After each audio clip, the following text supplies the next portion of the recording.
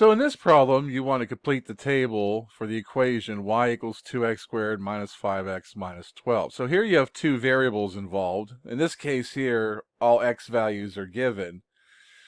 This table represents all the ordered pairs that will hopefully be solutions to this equation. These are going to be ordered pairs that make this equation true, makes it work. So essentially what you're going to do for this is you're going to find the y value in each one of these cases when the x values are these indicated values here. So in each one of these cases, you're going to substitute these x values in everywhere you see an x in this equation here, or at least that right-hand side, because these are going to calculate the y's. So the negative 3's are going to go in this instance, negative 2's, so forth and so on.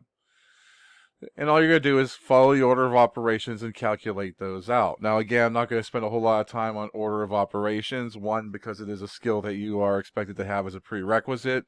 And two, your calculators, scientific calculators, Texas Instrument graphing calculators, they do have the order of operations programmed into it. As long as you're entering values incorrectly, it will calculate these out correctly. And there's ways to make sure that you do that we could discuss in class if need be necessary. So if you calculate these out, these are the values that you would get, which means these are the values for y that you would have here.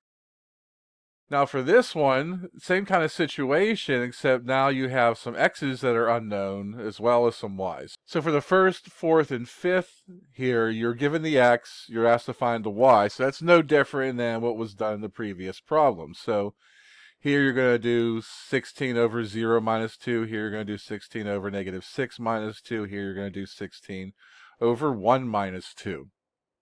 And so that's going to give you 16 over negative 2, 16 over negative 8, and 16 over negative 1. And if you calculate those out, you get negative 8, negative 2, and negative 16 respectively. So nothing different for these three than the previous one.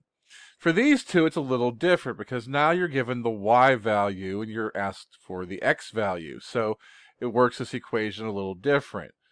Now you know that 16 over x minus 2 equals 4. Kind of reversing this two sides of the equation, but it's the y value that's known to be 4. You're looking for the x value. Now one of the reasons why this was chosen is because of the follow-up question, but also just to briefly go over an equation solving situation that may or may not be covered as extensively depending on what algebra class you've had and whoever may have been teaching it. Anytime that you have a variable in the denominator, you need to make sure when you solve the equation that you're making the necessary steps to move that variable to the numerator as part of the solution. And so anytime that you see variables appearing in the denominator, part of the process is to use cross multiplication to carry it through. So you want to imagine this being a fraction over 1, you're going to multiply across the equal sign. This only works as long as you have a single fraction on the left and a single fraction or something that can be written as a single fraction on the right. And so you would cross multiply. So you're going to have the 4 times x minus 2 and the 16 times 1, which is just 16. This is the equation you want to solve to find out what x is. A couple ways of doing it here, distributing the 4. And then you're going to isolate the x. So adding 8 to both sides, dividing both sides by 4, you get that x equals 6. So when x equals 6, that produces the 4. And likewise for this, here you have 16 over x minus 2 equals 16. Again, thinking this is 16 over 1 and cross multiplying, you're going to have 16 times the quantity of x minus 2 equals 16. Again, the way chosen for this one, distributing that 16. And then adding 32 to both sides, and then dividing both sides by 16, you get that x equals 3. Now, as a follow-up question for example 7, you're asked for what value of x in example 6 does the equation not have an ordered pair solution, which is the reason why this one was chosen for an example mainly.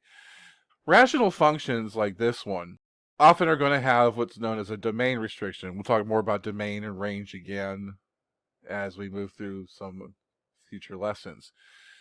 Essentially, though, any fraction exists as long as you don't have 0 in the denominator. So if this becomes 16 over 0, this y will not exist. You cannot take 16 and divide it by 0. So as a result of that, anything that would make a 0 in the denominator is going to be an x value that you cannot use. It's not going to have an ordered pair solution there.